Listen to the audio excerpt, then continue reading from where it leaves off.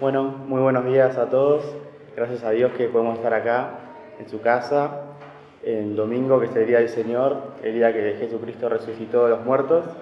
Y bueno, ese día en el Nuevo Testamento en el que nos dedicamos a sus cosas. Así que estamos donde tenemos que estar, si somos hijos de Dios, y eso ya empezamos bien la semana. Así que vamos a orar a nuestro Dios para pedirle que nos siga bendiciendo.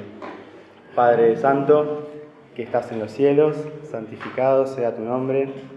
Te doy las gracias por estar reunido con mis hermanos acá en tu casa. Gracias por las alabanzas que pudimos cantar a tu nombre.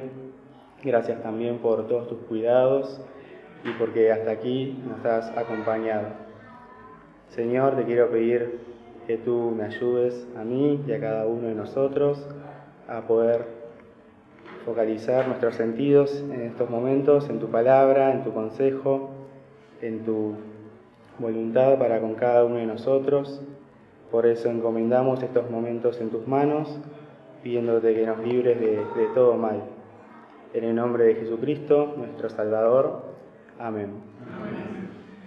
Bueno,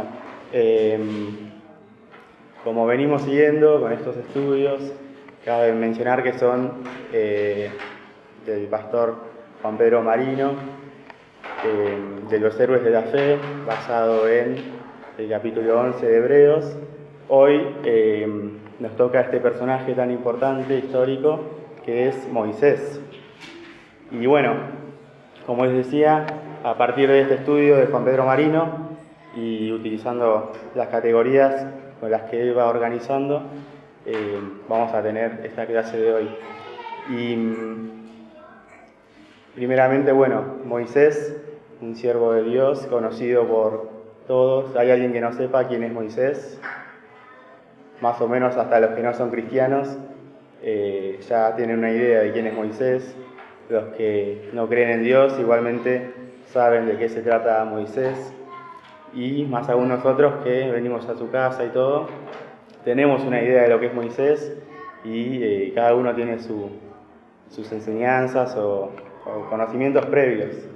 Pero hizo muy bien este estudio porque, bueno, Moisés es muy amplio todo lo que está escrito de él y todo lo que él escribió, pero acá nos focalizamos en 5 puntitos que menciona el apóstol Pablo en Hebreos.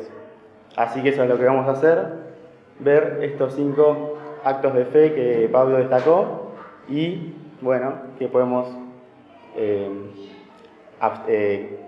extraer de estos puntitos. Y, bueno, por lo que estuve escuchando de YouTube, ya estuvieron viendo en el Génesis otros personajes. Arrancaron con los personajes de Génesis y ahora ya pasamos a Éxodo, con la aparición de Moisés. Así que bueno, vamos a volver a leer en Hebreos 11 cómo arranca el apóstol Pablo mencionando a Moisés. 23.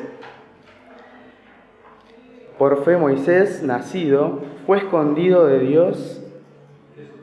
sus padres por 3 meses, porque le vieron hermoso niño y no temieron el mandamiento del rey. Y bueno, si les parece, hay 3 pasajes en los que van mencionando la vida de Moisés. Uno es acá, bueno, el apóstol Pablo que menciona estos puntitos. Otro es Esteban, que antes de que lo maten, bueno, hizo toda una recapitulación y menciona resumidamente pero muy fielmente la vida de Moisés. Y otra, por supuesto, en el libro de Éxodo. Así que vamos a ir leyendo un poquito, ya que hoy tenemos tiempo, en Éxodo 2. Yo me voy a dejar marcado Éxodo 2, me voy a dejar marcado Hechos 7 y me voy a dejar marcado Hebreos 11. Así sacamos un poquito de cada lado.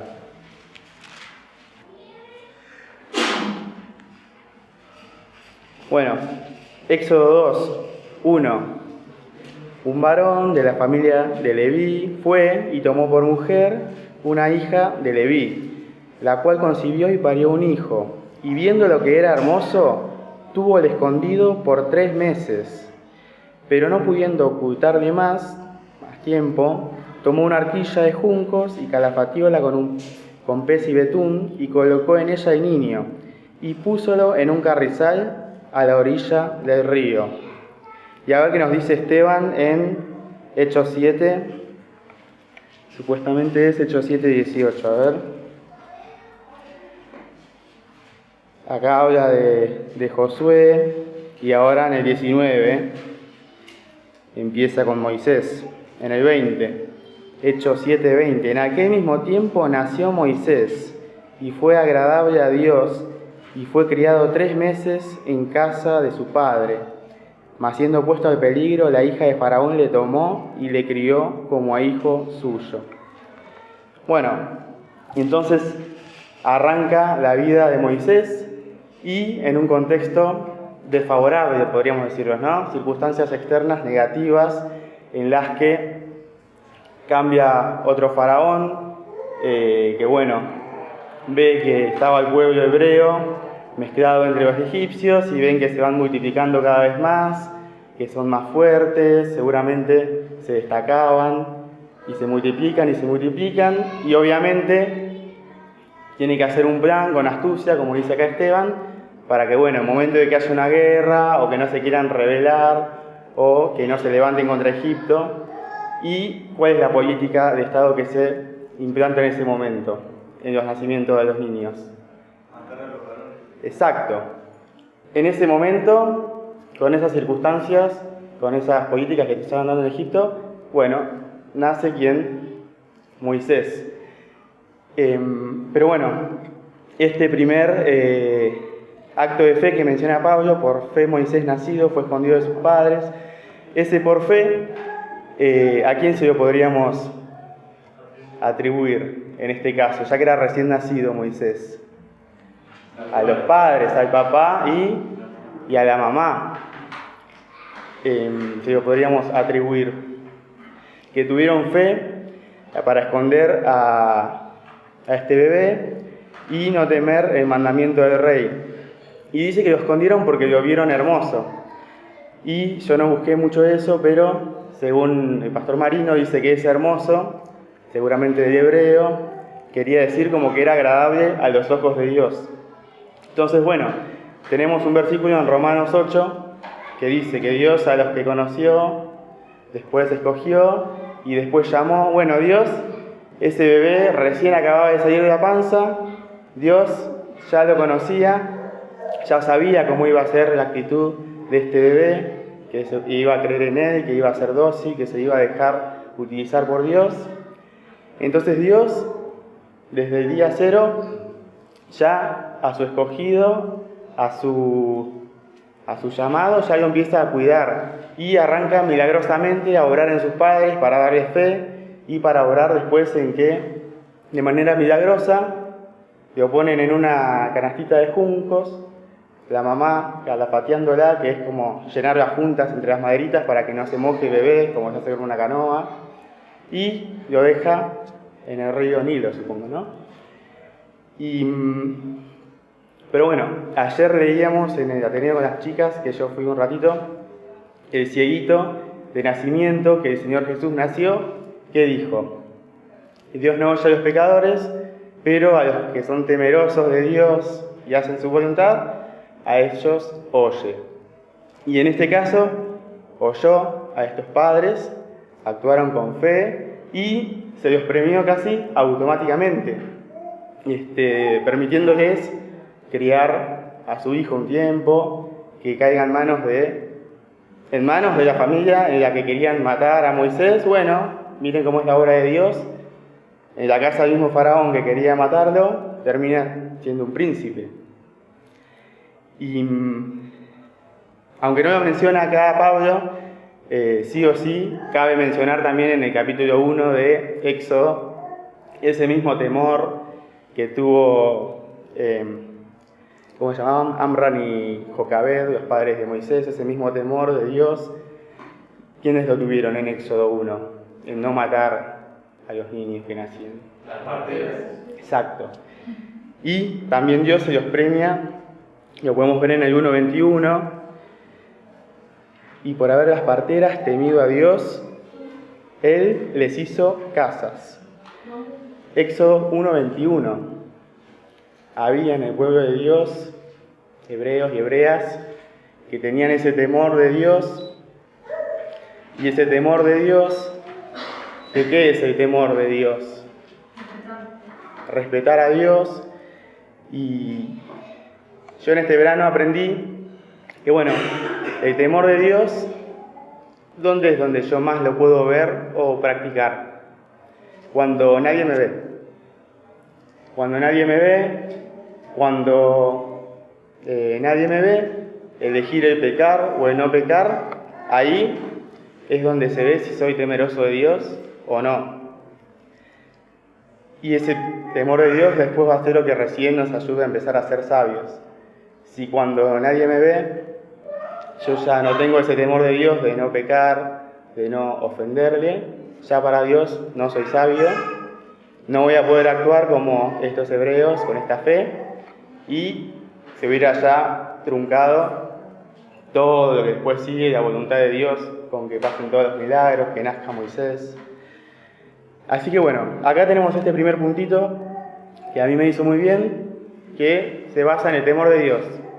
Más allá de que era legal matar a los niños en ese momento, más allá de que, nadie se iba a enterar o lo que sea, estos hebreos ya arrancaron con temor de Dios a pesar de estos malos momentos, con fe, ya no lo podían esconder más, no vamos a nosotros tomar una decisión por nuestra cuenta, lo pusieron en la barquita y después Dios obró para bien y con milagros. Bueno, ahí tenemos un primer puntito. Después, si seguimos con Hechos 11, ¿cuál sería el segundo acto de fe? Hebreos 11, Hebreos 11, 24 a 26.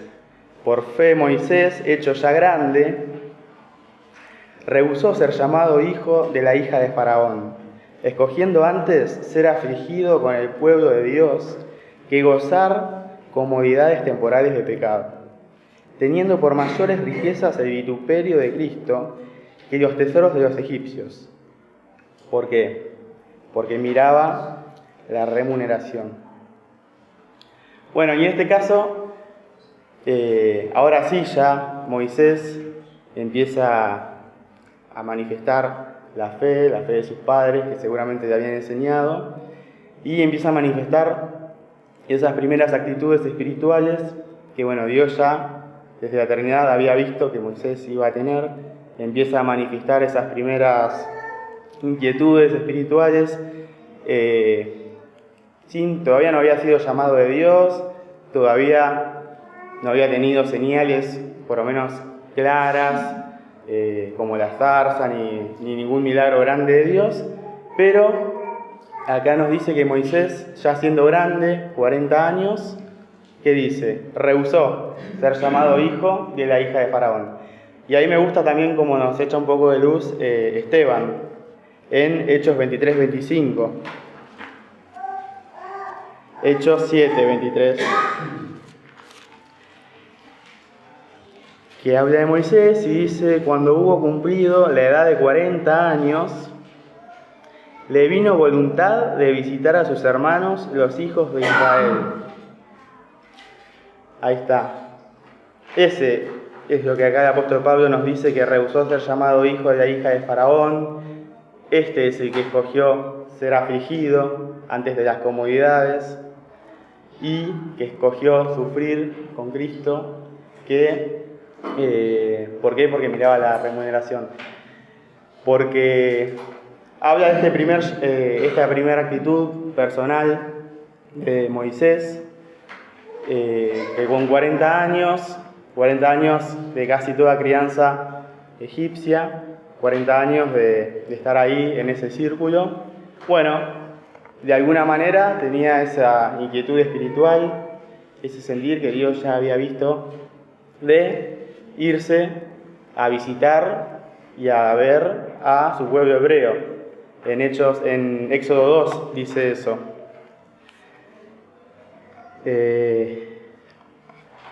En el 11. Crecido Moisés salió a sus hermanos, vio sus cargas y observó un egipcio que hería a uno de los hebreos, sus hermanos. Pero bueno, ya en esta primera instancia, Moisés seguramente tenía algunos cargos políticos, tenía sus tareas, o simplemente ser un burgués ahí en el palacio. Pero bueno, tuvo este sentir de rebajarse, ir a ver cuál era la realidad de su pueblo en ese momento. Y rehusó todas esas comodidades, rehusó toda esa gloria que por naturaleza tenía. Rehusó de cosas que, su propósito natural, una vez que era adoptado por la familia real, era, entrenarse para ser príncipe o estar ahí, tener sus cargos, tener una carrera seguramente. Y él rehusó todo eso que naturalmente tenía. Y bueno, ahí automáticamente tenemos que pensar en nosotros. Que bueno, que cada uno nace en una familia, esa familia ya trae sus costumbres, esa familia ya tiene sus preconceptos, su cosmovisión, o nace en un barrio que pertenece a una ciudad, que pertenece a un círculo cada vez más grande. Entonces ya estamos como, predeterminados para cumplir ciertos patrones o qué sé yo. Y en este caso Moisés lo rehusó. Lo rehusó y fue fiel a ese llamado que ella iba teniendo a que su parte no era con Egipto, sino en este caso con el pueblo de Dios. Y estas comodidades y estas cosas, el mundo, nosotros mismos, la carne y el diablo nos las ofrece a todos. Imagínense que si el diablo le ofreció al mismo Señor Jesucristo, ¿qué le ofertó? Todos los reinos del mundo y su gloria. Cuánto más fácil es para el diablo tentarnos a nosotros, ¿no? Con cositas mucho más chiquitas, no todos los reinos del mundo y su gloria. Con cosas mucho más chiquitas que igual con eso ya nos atrae. Y... ¿Qué? Son como cebos. Exacto. Son como cebos y también es nuestra comodidad, nuestro confort. Pero Moisés tenía estas inquietudes espirituales, pero aparentemente todavía no conocía el plan exacto de Dios, aparentemente todavía no estaba preparado, ni mucho menos el pueblo hebreo estaba preparado, ya que él tenía este sentir y empieza a actuar, ¿no? En consecuencia. ¿Qué es lo que hace en los versos siguientes? Sale, va a visitar a los hebreos y ¿con qué se encuentra? Con una situación injusta, ¿no? ¿Y cómo resuelve él eso? Claro, lo resuelve, a ver qué hago. Y sí, este egipcio que es un explotador, que es una mala persona, que es nada humano, lo mató, vio que no había nadie y lo escondió en el desierto, ¿no? Y vamos a ver qué nos dice Esteban de esto, que nos sigue arrojando un poquito de luz.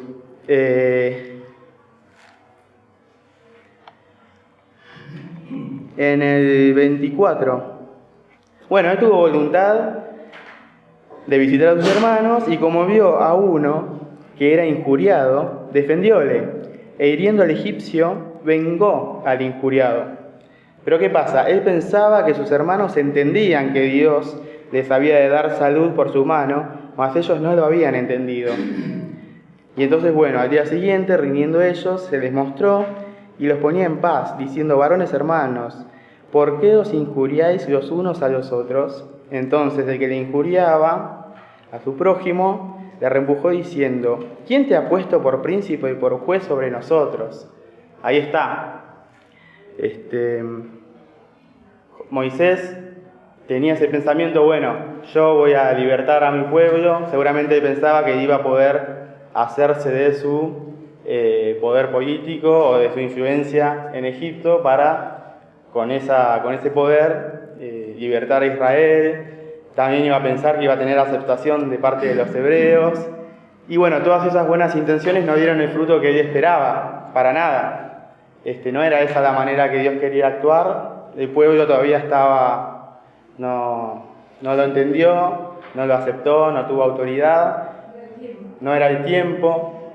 Él ya había estado 40 años ahí en Egipto, tenía estas buenas intenciones, estos buenos sentires, pero actuó conforme a ellos y no le fue bien. Él pensaba que le iba a dar libertad a los hebreos, como dice acá, él pensaba que los hebreos lo iban a entender, pero fue todo lo contrario. Así que, ¿cómo seguimos en el punto 3?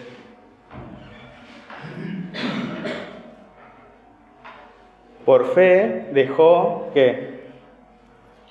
Egipto. Por fe dejó Egipto, no temiendo la ira del rey, porque se sostuvo como viendo al invisible.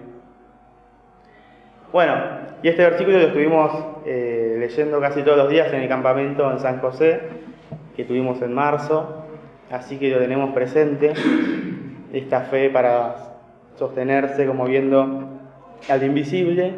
Pero en este punto, que salió de Egipto Moisés, ¿a qué momento les parece que se refiere?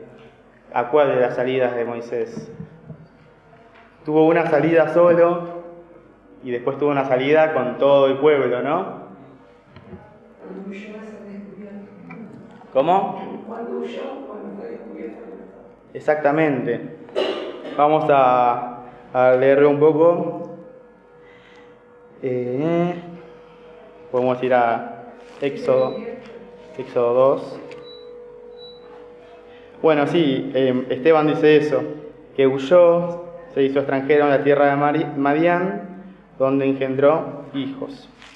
Y en Éxodo 2, lo mismo. En el 15, acá nos da más datos. Oyendo Faraón este negocio, que Moisés había matado a un egipcio, ¿qué hace Faraón, que era como su padrastro? Exacto, procuró matar a Moisés. Mas Moisés huyó de delante de Faraón y habitó en la tierra de Madián y sentóse junto a un pozo. Acá Dios, de nuevo, lo estaba llamando a Moisés, a otra vida, lo estaba llamando a otra preparación. Obviamente que él iba a usar a su favor toda esa preparación que tuvo en Egipto, pero ahora Dios quería seguir trabajando en él. De alguna manera lo sacó de Egipto, que es figura del mundo. También lo sacó de su familia y de todo lo que era Israel, que seguramente, aunque eran pueblo de Dios, tendrían sus vicios.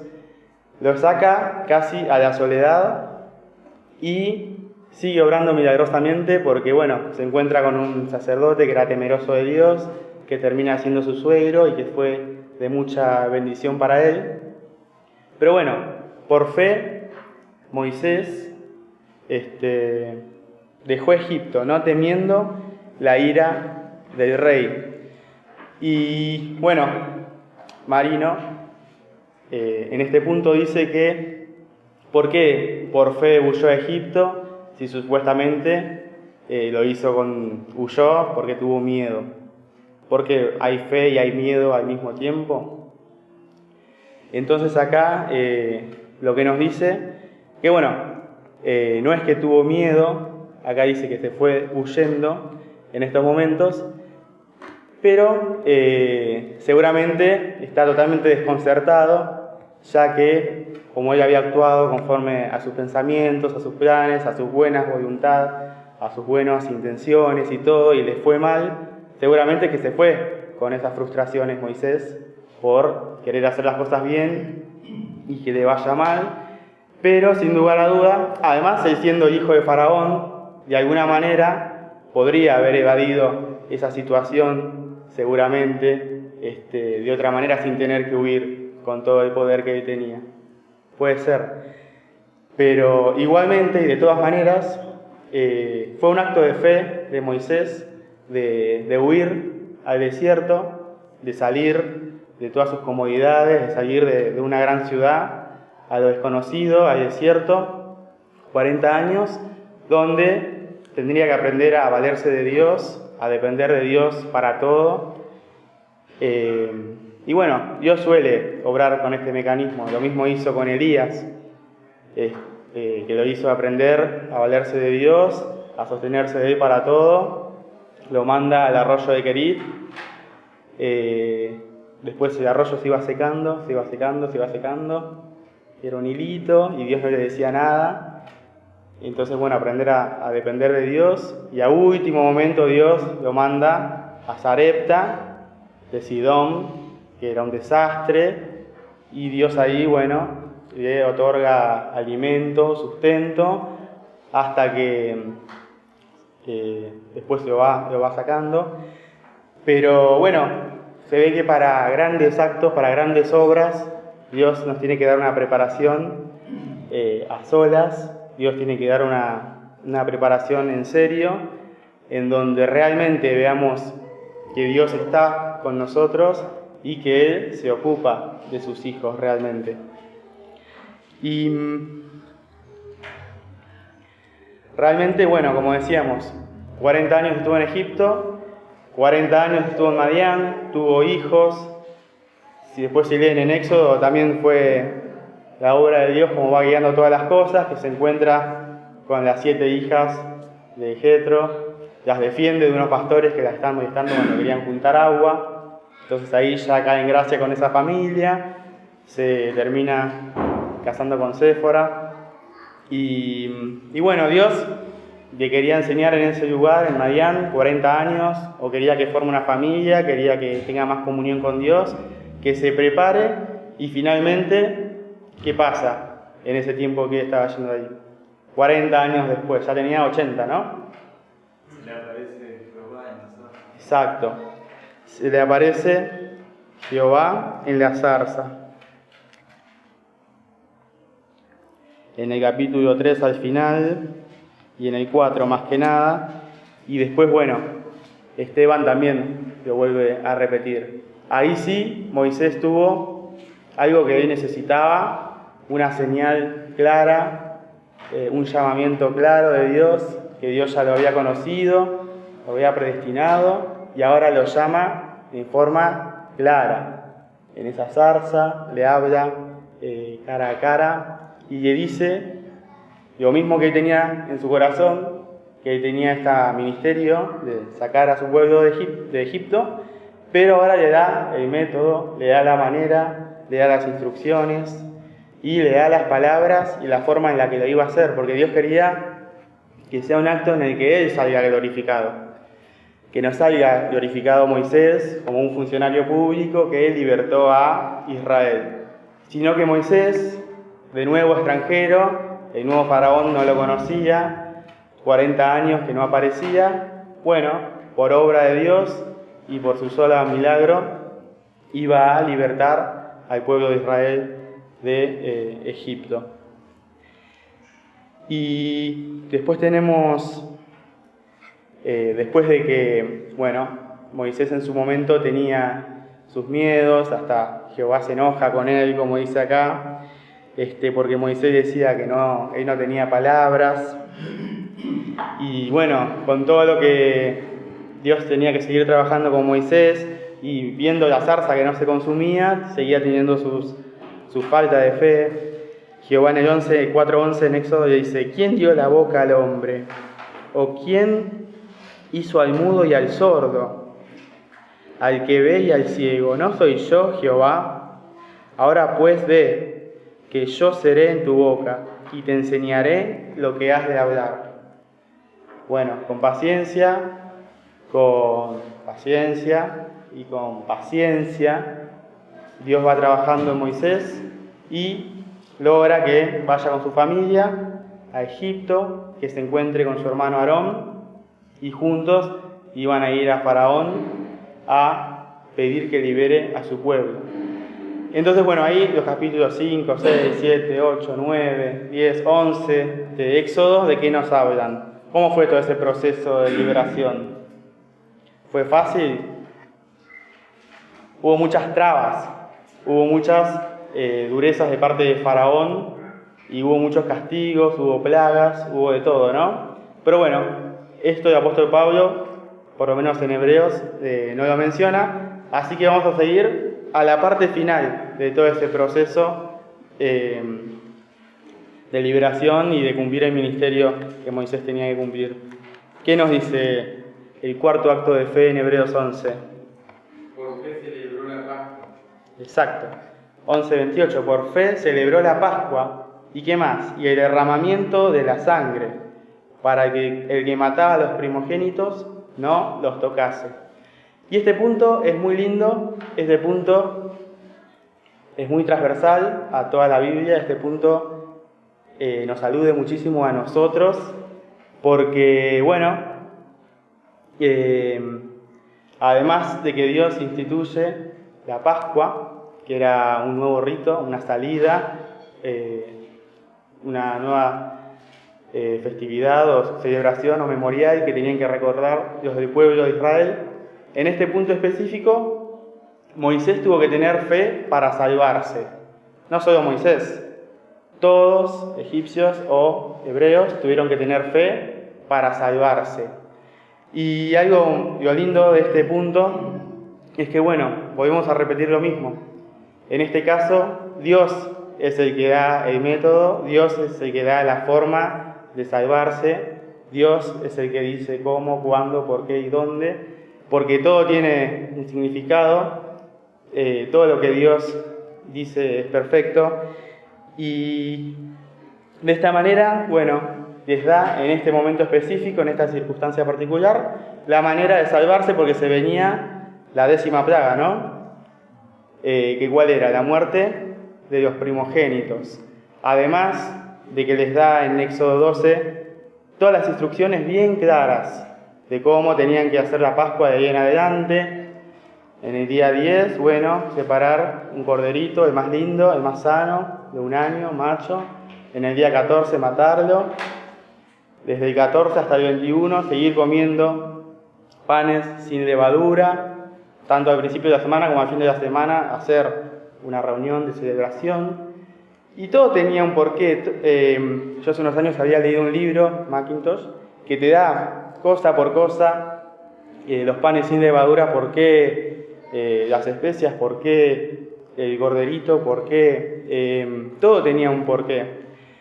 Entonces, acá Dios da el método de cómo salvarse en este caso, y siempre lo hizo a lo largo de la historia de la humanidad, y porque realmente nuestras justicias pueden ser para Dios como trapos de inmundicia. Por más que querramos o no, lo que yo puedo llegar a buscar para salvarme o las maneras que yo pueda encontrar para agradar a Dios, quizás yo las veo muy lindas o las veo dignas, las veo potables, pero Dios es mucho superior y lo puede ver como un trapo de inmundicia. De la misma manera que Dios quería orar con Moisés de una manera particular y no antes de explicársela, acá lo mismo. Todos para salvarnos, para poder llegar a reconciliarnos con Dios en nuestra condición de separados de Dios. Bueno, Dios nos da ese plan de salvación. En este caso, con esa sangre que en el día 14 derramaban, que había que matar a este corderito que iba a simbolizar a nuestro Señor Jesucristo, manso, sumiso, que se entrega sin pecado, cumpliendo de manera total la voluntad de Dios, haciendo el acto más agradable que jamás pudo existir a los ojos de Dios. Con esa sangre pintar el dintel y los postes de la puerta. Bueno, eso era lo que ellos tenían que hacer. Fe en eso era lo que tenían que tener para que esa noche que iba a pasar el ángel de Jehová a matar a los primogénitos, eso era lo que ellos tenían que cumplir. Y a nosotros hoy, en la dispensación de la Iglesia, de la gracia, ¿cuál es el método, la forma, lo que Dios, que sabe, nos dice que tenemos que hacer para acercarnos a Él? Exacto. Y esa sangre en esos postes, bueno, hoy ya tenemos en el altar de Dios la muestra de la sangre del Señor Jesucristo, única, aceptada por Dios, poderosa, y ya no tenemos la sangre en la puertita de nuestra casa, sino que tenemos la sangre en el cielo, y en esa sangre es la que tenemos que tener fe. Esa sangre es con la que nos tenemos que pintar la puerta de nuestro corazón para que pase Dios y no haya muerte en nosotros, para que el día que se nos acabe el tiempo en esta tierra, bueno, Dios nos acepte y nos reconozca como propiedad suya, como sus hijos, como limpiados y rescatados por la sangre de Jesucristo. Y entonces, bueno, la invitación, de la misma manera que en el Éxodo tuvieron fe en esa sangre, hoy la fe en la sangre de Jesucristo, que murió y que fue derramada, nos puede acercar a Dios, nos puede reconciliar con Dios y puede ser lo único a través de lo cual Dios nos vea y seamos de su agrado. Entonces pidámosle e invoquemos la sangre de Jesucristo para limpiarnos y, si alguno nunca lo hizo, bueno, hacerlo por primera vez, tener fe en Jesucristo y pedirle que esa sangre preciosa nos limpie y nos acerque a Dios, nos haga de su parte. Y para los que ya somos hijos de Dios, también pensaba que, bueno, cada uno tenemos nuestras propias enfermedades espirituales y lo mismo, buscar a Dios las veces que sean necesarias para que Él nos dé el tratamiento específico de qué es lo que necesitamos. Los creyentes siempre estamos toda la vida perdiendo el tiempo buscando cómo ser mejores delante de Dios, cómo pecar menos, y muchas veces fracasamos y nos frustramos porque a veces, bueno, falta esa oración desinteresada de mi parte, de en realidad buscar que Dios me muestre cómo solucionar esas enfermedades espirituales, que Dios me dé el método claro, y si nos da una señal clara, mucho mejor, para que después no estemos dudando y poder sanar esa enfermedad espiritual, que era lo que necesitaba Moisés, ¿no? Entonces buscar al Señor, pero buscarlo para, Señor, tú eres el médico divino, dame el tratamiento exacto, dame las instrucciones, que las instrucciones quizás sean 2, 3 palabras, no sé, temor de Dios, no sé, amor a los hermanos. Capaz que mi problema iba por otro lado y la solución era esa y qué sé yo. Bueno, lo mismo, aprovechar que tenemos un Dios sabio, que tenemos su consejo y pedirle eso, las instrucciones claras, el método para esa sanidad o, como dijimos antes, para la salvación de nuestra alma. Y finalmente, para terminar, el punto 5 se llama fe para obrar milagros. Fe para obrar milagros. ¿Cómo nos dice Hebreos 11, el 29, ¿no? Ahí nos menciona un milagro grande. Por fe pasaron el mar Verdejo como por tierra seca, lo cual, tomando los egipcios, fueron sumergidos. Exactamente. Por fe cruzaron el mar Rojo, Bermellón, y lo pasaron en seco. Y después quisieron hacer lo mismo los egipcios y fueron sumergidos. Y acá dice por fe, pero si leemos en Éxodo vemos que ya el pueblo empezó a dudar. No había sepulcros en Egipto, prefiero morirme de viejito en Egipto o de desgastado de ser un esclavo a que me maten acá en el medio del desierto o ahogado en este mar. Pero si dice por fe, es porque fue por fe, y si dice por fe, es porque la fe es una obra que hace Dios y que nosotros no la traemos por default, no la traemos nosotros. Entonces siempre al principio va a haber incredulidad. No es que la fe está siempre. Es la fe de Jesucristo y en Jesucristo que Él nos la otorga, que se la podemos pedir. Entonces si dice que por fe cruzaron el mar así, de esta manera tan milagrosa, es porque a pesar de todas las dudas, a pesar de todos las cosas que dijeron y que, finalmente tuvieron esa fe y finalmente Dios pudo obrar este milagro.